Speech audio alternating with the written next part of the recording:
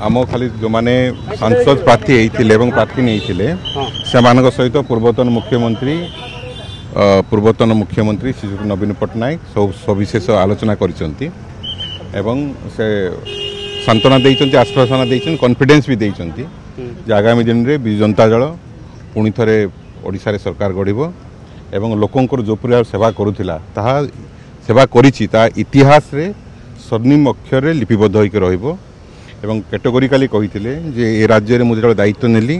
70 भाग लोक गरीब थिले वर्तमान 10 भाग अछंती याठू बड़ अचीवमेंट किछि नै सब क्षेत्र रे आमे काम करिछु एवं जनसाधारण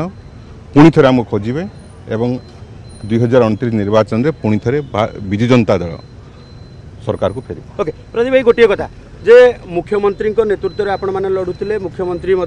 स्टार कैंपेनर थे पांड्यान स्टार कैंपेनर थे आज समीक्षा पांड्यान थे कि ना कहीं नथिले सम्मानीय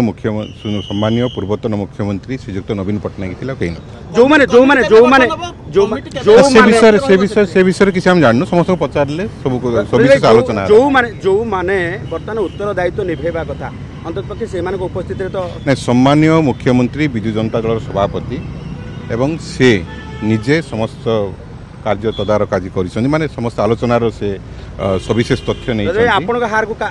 हार पाई काहाकु दायी करिवे ना एथिपाई लोके जहाँ निष्पत्ति नेले ताको आमे सम्मान सहित मानि नउछु एवं